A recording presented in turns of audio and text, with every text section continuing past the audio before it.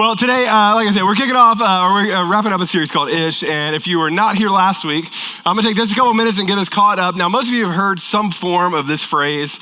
You've seen people talk about this. You've seen people do it. Now, people will use phrases like, hey, I'm healthy-ish. And it's kind of like this mid-range, non-committal sort of area. I work out and then I go have 3 Krispy Kremes, but I'm healthy-ish. You know what I mean? I'm kind of in the middle.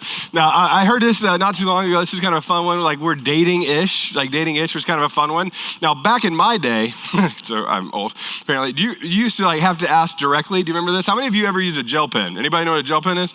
Yeah, my millennials in the room. There we go. You've heard this before. This is kind of fun. You would ask, check yes or no back in the day. But we're dating-ish. We're kind of hanging out. We're kind of not. That sort of thing. The other one is this. I'm spiritual-ish, right? And this is where we spent some of our time sort of unpacking last week, is going I'm interested in spirituality, but I'm not committed to any one thing, right? Or there's a version of spirituality that sort of all lead us to being a better person, and it doesn't really matter which one you choose. I'm kind of curious about all that. And you're kind of in a gray space when it comes to your faith. And then some people that are followers of Jesus too, they would say hey, not only am I spiritual-ish, but I'm kind of like a Christian-ish, I'm committed to parts of it, but not all of it. You see people when it comes to this, you're I believe in lots of parts of the Bible, but certainly parts that are irrelevant now. And you sort of look at this and you have these conversations with people that go, hey, I'm kind of in, but I'm kind of not, right? And what we said last week is the ish sort of mentality is a version of a gray space that absolves you from accountability of choosing one or the other, right? And this is culturally where a lot of times we feel really great. This feels like a safe place. You're self-sufficient enough to not have to pick a side, right? You're self-sufficient enough to go hey, I'm kind of in the middle. I'm sort of in this middle ground gray area where I'm not picking one or the other. I'm involved in it, but I'm not fully committed to it. And now, on the other side of this, we said when you apply this across the board when it comes to not only our faith, but our life, what we said last week was this, that often we live in a culture that sells the illusion of some form of depth without the cost of actually transforming parts of your life or even knowing fully about something, right? So how many of you have TikTok in the room? This is one of my favorite questions. I love this. Where are my TikTok people? Yeah. Oh, come on, people. Some of you are yeah, okay. TikTok's fascinating on this. You ever seen somebody on TikTok? It's one of my favorite things, where you'll see them, and in a minute and a half, they appear to be an expert. But about 45 seconds in, you realize it sounded really articulate, but they don't know what they're talking about, right? Or you hear 2 versions of it. You hear people speak very confidently on 2 sides of something, and you go you know what? You can be an expert really quickly in something. You can appear to be an expert really quickly in something, but never actually know fully what you're talking about. And what's interesting about our culture too is you can go I'm kind of again, in this gray area where a lot of what we experience feeds this idea that we're kind of in the middle and that we can kind of appear one way or the other, even though we're not. And so I said this last week when we were talking about this, I said, when it comes to Christianity, one of the greatest dangers to our Christianity or moving in our faith, one of the greatest dangers to a life well lived is to confuse something that resonates with us with actually being obedient to the thing that is, right? And so what we talked about last week is how do we move beyond that? How do we find ourselves not an ish space, but actually picking where we're gonna be when it comes to Christianity? Now, I'm gonna give you a couple caveats. First caveat is this. If you're here and you're not a follower of Jesus, I would say what we're gonna talk about for the next few minutes, I think ultimately does apply to you. We're going to be talking about an area of the Bible that gets very, very confused in a lot of ways, and mostly because of people like me who teach out of it, right?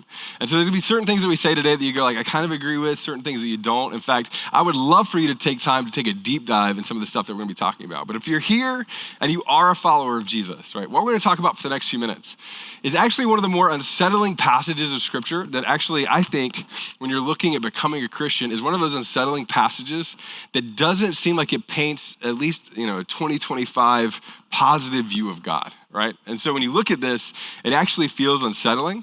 It actually feels a little bit like an angry God that a lot of us were sort of taught the opposite direction of. But there's this passage, and it's written to a group of people who honestly are different than us in terms of the time period that they lived in, but not so different from us when it actually comes to what they were experiencing in the world. So the area of the Bible that we're gonna look at is an area of the Bible called Revelation, and I'm not gonna talk about end times, right? So that's not where we're going, right? But this area of the Bible called Revelation, and it's written by a guy who had followed Jesus very closely, and he goes and ends up being exiled to an island. And in the midst of this, as a torture sort of punishment for some of the things that they had accused him of, he goes to this island and he begins to have these visions of the future, or visions of what could and should be. be, or visions of what's going to happen to localized groups of people. And there's a specific area in Revelation chapter 3 where he actually writes to like the city churches. That's kind of the idea of it. The cities that have local churches in them. And he says, this is what the Lord is saying to you in these areas. And so what's fascinating is as you read this, right, this is great bedtime reading for your kids. That's a lie, please don't do that. But as you read through these passages, what you begin to discover is he's writing to these churches that have very similar parallels to where we are today. And one of these small sort of chunks of this passage that he's writing to is a group of people in an area of the world called Laodicea, right? And he starts writing to this group of people, and what makes this fascinating and the parallels that I think specifically like in Western culture to this group of people is he's writing to an area of the world where they were very affluent, right? He's writing to an area of the world where they were one of the wealthiest city in the Roman Empire. And it's known specifically for like its banking capital. It's known for the textiles that they're sort of producing during this time.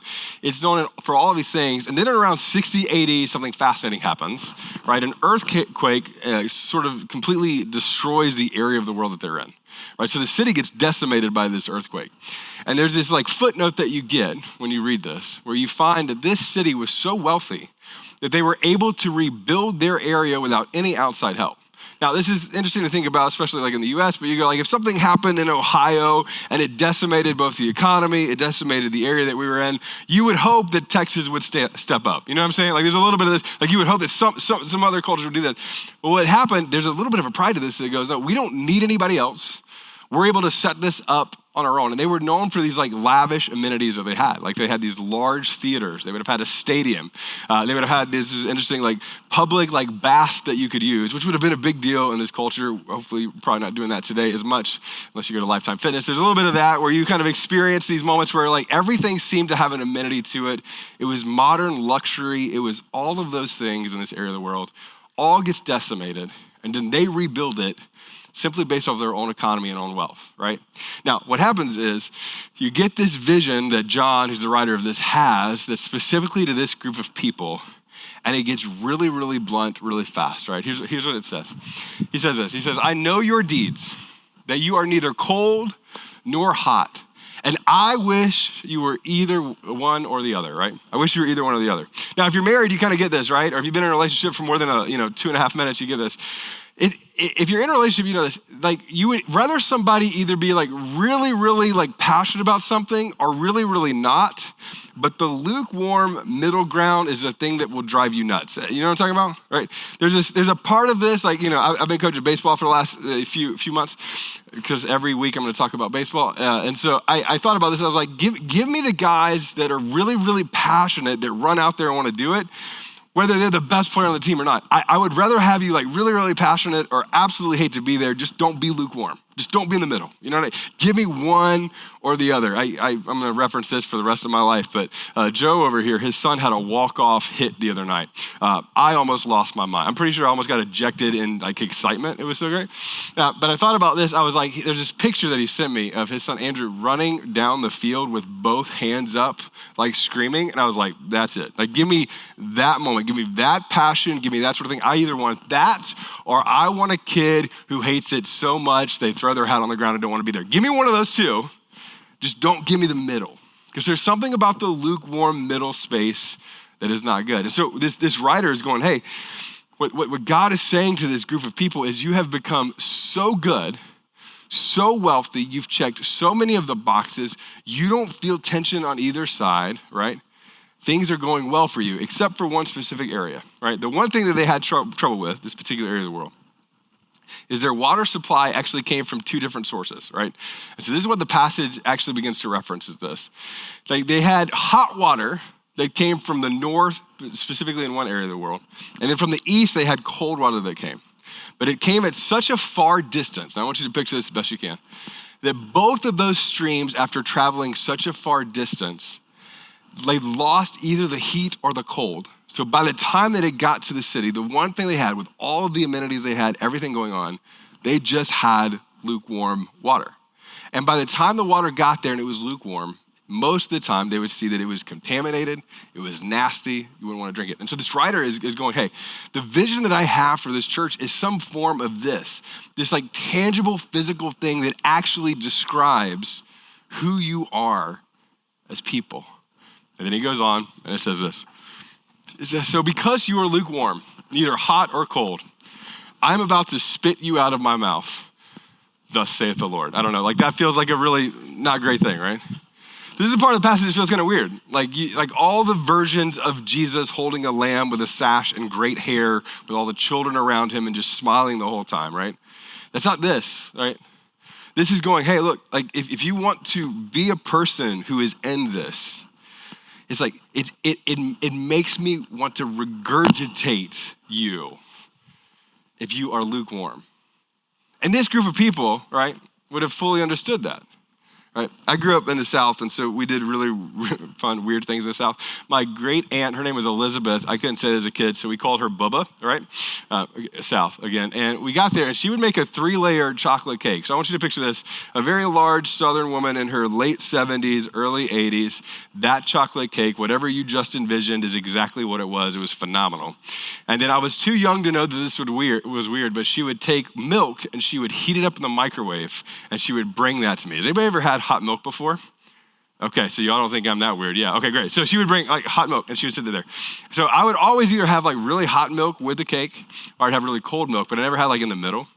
And one day I was outside playing basketball with one of my friends and she made it for me and she set the milk on the counter and left it for like 45 minutes. And now all of a sudden the milk wasn't hot, it wasn't cold, it just sat there nastified in like a lukewarm sort of thing. And I took one drink of it, and what do you do when you put something in your mouth that's awful? You immediately spit it out, right? And I did. And I remember thinking like that's exactly what this idea is.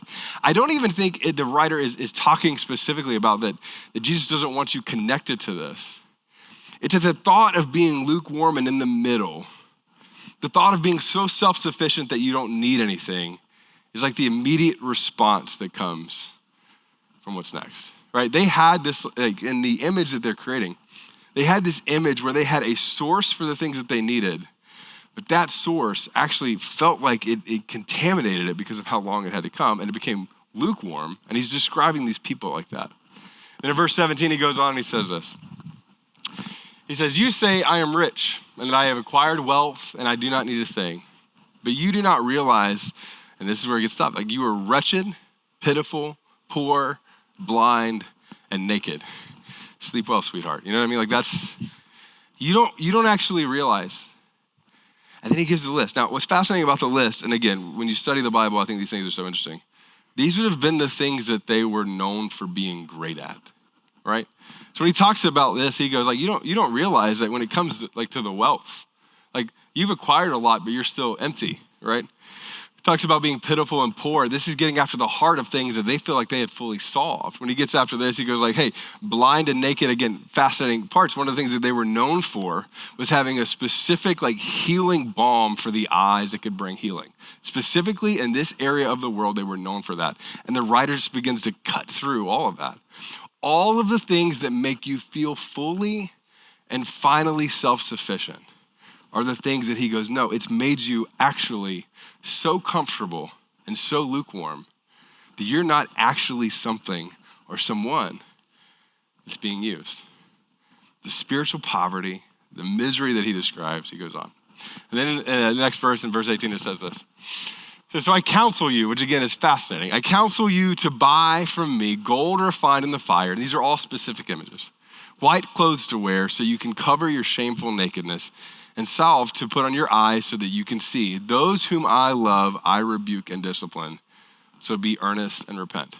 Now again, this is one of those things where you probably don't open up in most devotional times and go, hey, this makes me feel good to start the day.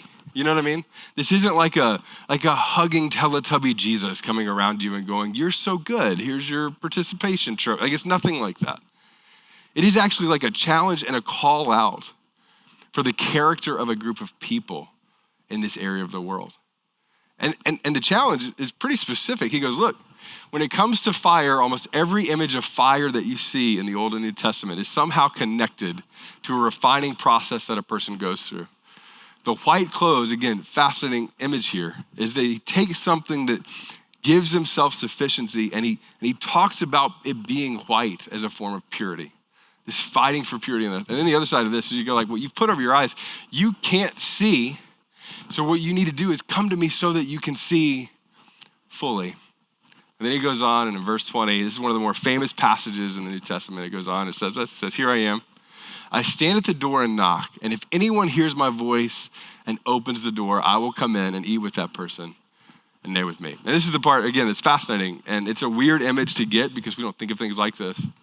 But the image that's literally given, the solution to the problem that they raise is this, that God is actually at the door consistently knocking, continually, waiting for you to disrupt the lukewarm living by inviting him in to the process. Now, I'm going to say this out of the gate, and I'll say this, and I know this. This is one of those messages that you hear and you go like, hey, that's so great. I don't know anything to do with that church 2,000 years ago during that time, right? There's a part of this that I think speaks so deeply to where we live now, and that's this. Most of us have a form of self-sufficiency that allow us the luxury to feel like we can do it fully on our own without him. And we talk about this 20 times a year. In some form or fashion, we talk about this 20 or 30 times a year, and that's this, that you can check every box when it comes to Christianity. You can be a very good person. You can do a lot of the right things and continually hit the lid of your life because you have allowed yourself to move into a space where you are simply comfortable, right? I put in my notes and said it this way. When you look at passages like this, and there are several in the New Testament, you find this, that your faith actually begins at the first step beyond your own self-sufficiency, right? That actually, you want to know where like your faith actually exists. And this is where it's interesting. It's not in the spaces where you are already fully self-sufficient. Because you're already self-sufficient in those places. It's actually in the step beyond those places where you actually find where your faith lands. A few years ago, we did this series, and we called it Christian Atheist. I don't know if you guys are around for this, and we talked about the idea that there are a lot of people who would say that they're a Christian, but act as if God is not active in the world, which is the idea that we're poking at, and that's this. That if you actually believe that Jesus is who he said that he is and does the things that he says that he's going to do, then that disrupts everything else about your life, right? And so this idea going, hey, like your first step beyond your own self-sufficiency is actually the test of your faith. If I were to ask you a really honest question, the question is this: when was the last time that you stood on the edge of whatever your self-sufficiency was or whatever lid you felt like you were in, and you actually took a step beyond that thing, right? If you took this when it comes to your job, you can think about this when it comes to your finances, you can think about this when it comes to your family, the fullness of your life, it actually finds itself sort of waiting on the edge of whatever your self-sufficiency is and going, am I actually going to step into the place of faith or not, right? So I'm going to give you a couple ideas around this, and then we're going to wrap up here in just a second. The first thing is this. I think this is like building margin, right, that you intentionally don't fill, which is hard for most of us. I'm kind of curious. I love asking this question. How many of you just feel busy? How many of you feel busy on a consistent basis? Anybody feel busy? And if you don't, I think that's great. Celebrate that. Like, it's great. But if you feel busy, part of the busyness, and I heard this the other day, is that sometimes we fill our calendar so specifically to make us feel like we're accomplishing things, when in reality, the busyness actually isn't accomplishing things. It's just making us feel like we're moving, right? There's this principle in the Old Testament. It's in Leviticus 19 in particular. And it talks about gleaning. And it's a group of people in a farming community who would farm the land but leave the last section of it for people who were foreigners and the poor, is what it says.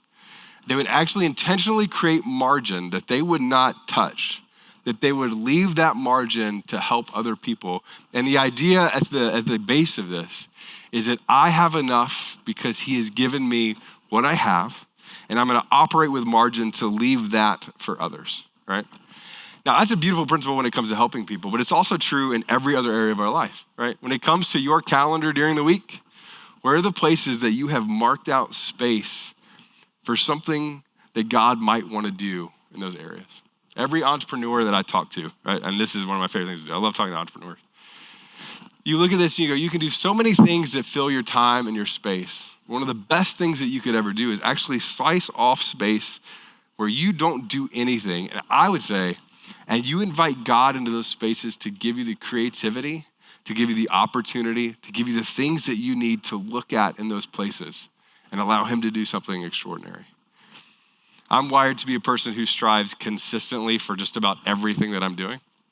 And because of that, when I move into that, I don't create any margin in most of those areas of my life. But when I do, and I invite the presence of God into it, I'm just gonna tell you, like, things shift and change when you allow yourself to build that margin. The second one is this, right? And I challenge people this all the time, and this is one of my favorite things to do for people who are not followers of Jesus too, is that you pray for God to move beyond you in things that are actually beyond you, right? I talk about this. I grew up in an area of Christianity that would talk about healing as if God had to do it all the time. I don't know if anybody else grew up in that. They would also talk about, like, if I prayed hard enough, I would be really rich really fast. And then if I prayed hard enough as a pastor, I'd get a jet, but I don't have one of those either. Like, so there's all of these sorts of things that, like, if you prayed hard enough, you had enough faith, you mustered it up, that you would get all of those things, right? And what's interesting about those things is that's not true all the time. And so what I did is I shifted so far the other direction. And I just stopped asking God for things that were beyond me, right? Now, I would pray for a parking place at Target before I would pray for healing for another person.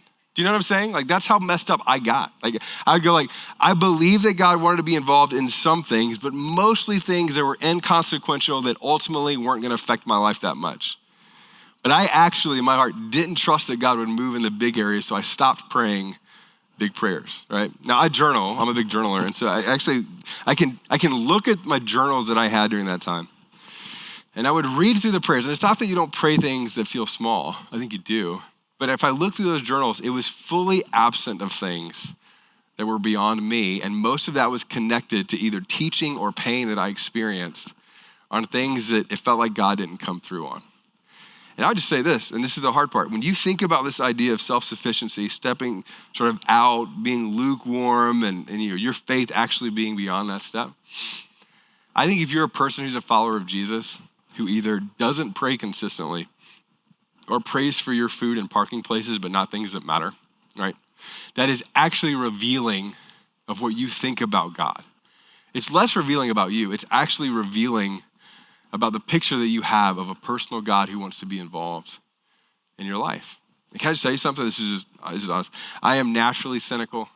I am naturally all of those things. I am type A, oftentimes too, all this. But I'll just tell you, if you are wired like that, you will always, always, always tend to default towards not praying prayers around things that you can't ultimately control. And that will be your lid for your faith. Because when you talk to people who are significantly older than you, that have been followers of Jesus like 60, 70, 80 years, whatever, and you hear their stories, rarely are their stories about prayers that were safe. They are almost always about big prayers that God answered along the way, and they have them. That's the why they have the stories.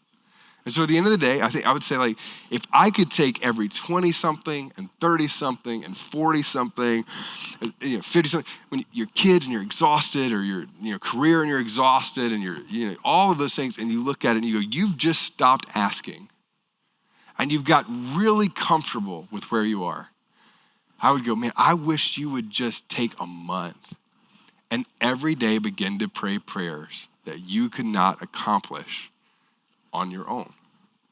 And here's what I found, right? I found the beginning of that process is actually painful. The beginning of that process actually reveals, at least for me to say out loud, that I can't do those things on my own. But when you come to God and you go, like, I want you to do it, it moves you from being a person who's kind of in the middle and lukewarm, Christian-ish, into a person who expects God to do things on your behalf and other people's behalf. And that's the third one, right? That's this. I think you start acting as if God will move, right? Now, I'm gonna poke at this for a second. In every habit that you build, there's a part of this where you start the process by expecting that something good is gonna happen on the other side of it, right? I talked last week, like, I started running, and now I just go ahead and say I'm a runner because I've been doing it for 2 weeks. Thank you so much. I'm wearing running shoes right now because my whole leg hurts. That's why I'm running. That's why we're not wearing Jordans today. Yeah, I'm like, yeah, I feel like. So, but I was thinking about this. I was going like, when I looked at the habits, I've read several books on habits, but one of my favorites talks about like the rewards that you get along the way. And then at the end of it, it actually talks about like focusing in on sort of the ultimate reward that you're looking at. So we talked about that a little bit last week. But I thought about this. I didn't start running just for fun, though some of you who are weird do that, which I like runner's high. No, I just feel bad the whole time. I don't know I don't know what that is. But you get to the end of it, I'm like, there's some version of this on the other side of exercise that I trust is going to be good. And I don't only trust that, I expect it to be there. I expect any good habit that I put into my life that on the other side of that habit, there's going to be good things. But for people who are followers of Jesus, I think it's so fascinating. You don't say this out loud because you're smart. But there's a part of you that go like, when I start to pray things, when I start habits that feel like they should matter, and you know this, you actually, in your heart, I don't miss this, you don't expect God to answer the prayer. You don't. Some of you pray for healing, and here's what you do, and I talk about this all the time, and you'll go like, if it's your will. Now, theologically, I am totally with you. High five, fist bump, I do all the things, right? Yeah, I'm totally, theologically, yeah. I don't think he healed everybody, and he certainly doesn't heal everybody all the time. Like all those things, I feel that, I get that. But I would pray that prayer, but that would be like an asterisk or an addendum at the end, just in case he didn't meet my expectation because I didn't think he would, right? Some of you around the finances or like your job, you do the same sort of thing. God, I would love to da-da-da-da-da. But you don't actually pray it in a way where you expect him to do it. And you don't actually live as if he's gonna do it. What you actually do is pray some version of it that's kind of halfway. That's the word I should use there. Halfway there, right? But you don't get all the way there because in your heart, come on, be honest. You just don't actually think he's gonna do it. You just don't. You just don't. And can I just tell you something? Right? That's the middle ground. That's like the 1 foot in, 1 foot out. You're like, but I don't know that I believe that yet. Can I tell you something? Like, that's okay. You act on things that you don't fully believe on all the time. You act on things all the time that you only have 70% of the information on, but you expect on the other side of it something to move. And so I'm just gonna tell you, when it comes to your spirituality, when it comes to your relationship with Jesus, can I just say, I just think it's so much better to go, you know what? I'm taking whatever step this is, and I'm expecting God to move in a good way. And here's the thing, if he doesn't, great, you still stepped. And if he does, you look out and you go, wait, he did. And then you take whatever the next step is beyond your own self-sufficiency and find him in every one of those steps. Every person of faith that you've ever met that experienced the power and the presence of Jesus in their life were people who took a step out and expected God to move. Now I'm gonna say this and we're gonna wrap up and we'll send you off, and that's this. If you're not a follower of Jesus, this can feel like a little bit of like testing God and is he gonna, and I get that. And there's a passage, you get this passage that talks about like, don't test God. But then you get all of these other, sort of moments with people where God moved in their heart and their life, where they stepped out and they did. And so there's this idea where you go like, I don't know if I'm just gonna like cast it up and hope that he does. But I would say like, I think that's a fair critique. The only problem with that is that almost everybody who followed God throughout the Old and New Testament in some form or fashion stepped beyond their own self-sufficiency, said, if you're not gonna be there, then it's not gonna work. And so I would say this, if you're not a follower of Jesus, I think one of the best things that you could do, and this sounds kind of odd, and you've probably never heard a pastor say this, but like, I wish that I could convince you, again, for 1 month, to go like, if you're up there, which I think is a phenomenal prayer to pray. I pray that prayer at times. If you're up there, I'd love for you to do something with this thing that's beyond your control, whatever that thing is, that actually is connected to your heart and matters. And pray the prayer and then watch and see if he does. You're like, man, what if he doesn't? Well, you're in the same exact spot you're in right now, right? God, if you're up there, would you do something with this? And then watch. And I've heard this story so many times that when you start looking and you start seeing God move in these spaces where you are acting as if you are a person who has full faith, you begin to experience God on the other side of it. And then for those of you who are followers of Jesus, and I mean this so lovingly, I would say this. If you were in that lukewarm space in any area of your life, can I just be honest? I think you're being disobedient with your life. I think you're being disobedient with what God has called you to do, which is lay out all of the areas of your life. And wherever you find the lid of your own self-sufficiency, go, I'm going to step beyond that space and be obedient in faith. Take whatever that is, all right? Can I be honest? I think I'll list these every week that we've done this series. One of the specific ones, you know this, is like when it comes to relationships and forgiveness. I say this all the time, where you go like, I feel like I need to step out. I need to step into that relationship. I need to step into that tension. I need to step into whatever that forgiveness sort of thing is. And you know, like your own self-sufficiency has not solved it yet. It's been 3 years, 5 years, 10 years. You were in second grade and you're still mad at that teacher. Anyway, so whatever that is. And you go like, I need to take a step out and actually forgive. I'm just gonna say, on the other side of that faith step, I believe God exists there, right? When it comes to your finances, this is the one where I go like, when it comes to faith, I don't think there's anything magical about your finances. I just think it's so tethered to your heart and your desires and your wants that whatever that lid is for you, it's hard to say you're a person of faith if you don't trust God with that part too, right? So I just go like, hey, when you look at this, you go, whatever is on the other side of that step, I'd say if you've been a follower of Jesus for a long time and everything that you get is some version of this because you want control, the day that you begin to do like this, and maybe it's just one hand, however you do it, or slowly over, I'd say on the other side of that, you will find more faith than you've probably ever imagined simply by going, I'm gonna take a step beyond my own self-sufficiency. And I'll tell you this, for those of you who are like career-minded or those of you who are leaders in the room, all those sorts of things, I think when it comes to your influence, this is one of my favorite ones to talk about with leaders. If you're a person who is a leader, you probably want it done a specific way. You probably want to make it really, really great. And there's a version of you that wants control over all the most important areas of whatever you're doing. And at some point along the way, one of the wisest and biggest steps that you could take is to go, you know what? I know that's a lid for me. And I'm going to take a step that goes, I'm going to trust not only that other people can take it, but that through the power, and I invite God into the power of those people, like through you, that you would move and do something that's beyond my own capacity through other people, and you would begin to let go. And here's what's so wild. You see this with every great leader. Their influence multiplies when they begin to do this, right? And so I put in my notes, and this is where we're going to pick up in 2 weeks. I said this, right? Your faith actually begins at your first step beyond your own self-sufficiency. And so the honest question is this: where do you feel self-sufficient to the point that you have stopped moving in faith? So here's what I'm going to ask you to do, and this is how we're going to wrap up. I'd love for you to get out your phones real fast, right? Everybody, even if you're just going to humor me, I'd love for you to get out your phone, whatever that is. If you are an Apple user, Apple Notes, Gmail, whatever it is. If you are an Android user, I don't know. I should know. Whatever that is. I'd love for you to pull that out there real quick. Here's what I want you to do.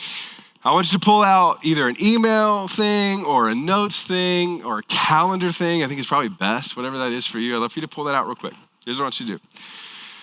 And some of you, through the entire 30 to 40 to 60 minutes, I don't know how long I've been talking, throughout this message, right? You have known exactly what your thing is the entire time. And you started to dismiss it about 7 minutes into my message, which I totally get. I would do the exact same thing. So I'm going to force you to think about it. What are the two, and I want you to pick two. What are two areas that you are comfortable or self-sufficient in right now where you don't actually act as if you need God? Right? What are those two areas, right? Now, some of you are like, I'm not sure yet. No, you know. Some of you are like, I'm not sure. No, you know. What are those two areas? I want you to write them down, right? Now, I'd love for you to put them in like a calendar, right? I want you to put them in a calendar. Or I want you to put them in like an email form or a notes thing. And here's how you know. Are you ready? If it's a financial thing, you know what Scripture says when it comes to finances, and you know what your obedience level to that is. My question for you is, if it's in that space and you're disobedient to that, to whatever that version is, that's an area that you feel like self-sufficient, you're not giving it over. If it's a person or a forgiveness thing, I'd love for you to write their name. And this is your calendar, your thing. Write their name in, a relational thing, right? If for you, and you know this, I talk about this all the time. Some of you are in a job because you feel comfortable, not because you were called to be there. I want you to write down whatever that thing is, right? You're comfortable in it, but you're not going to take a step because it feels like too big of a step. What is that sort of thing? And then for some of you, come on, you know this. It is actually like a secret sin that you just kind of kept, and you're self-sufficient enough to hide it, but not to move past it. I want you to write whatever that thing is. I want you to write it down. And here's what I want you to do after you get it in there, right? At some point, tonight, tomorrow, whenever it is, I want you to pull it out and I want you to think about, what would it actually look like for me to trust God with this particular area?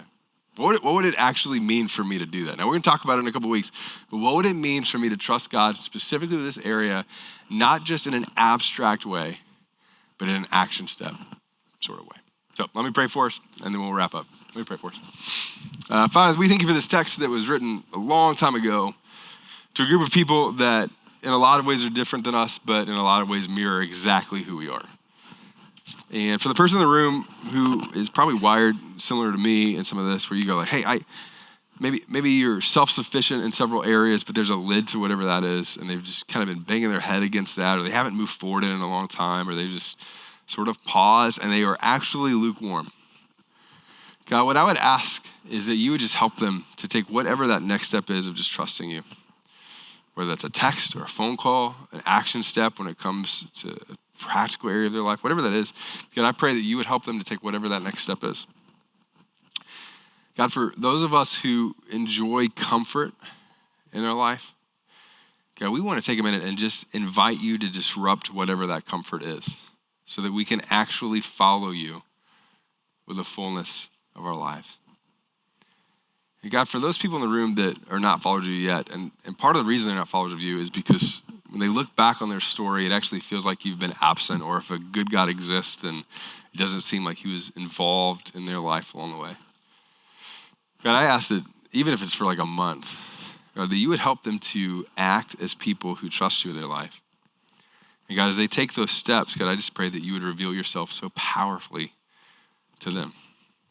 And God, in the midst of whatever those steps are, that they would see not a God who's distant, but a God who both exists and is personal and cares about the things that they care about.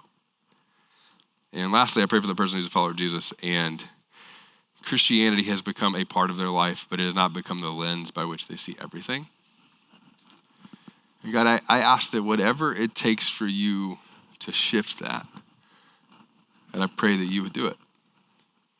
God, for many people, they're walking through pain where it feels hard to see, but God, I ask that you would help them to see that pain even through the lens of you. They would see the comfort of their life through the lens of you, and that it would bother them. Or God, that you would just disrupt the things that they didn't even plan on being disrupted, so they are forced to move in a place that's beyond their comfort zone. And God, as each one of us do that, you reveal yourself more. It's in Jesus' name we pray. Amen.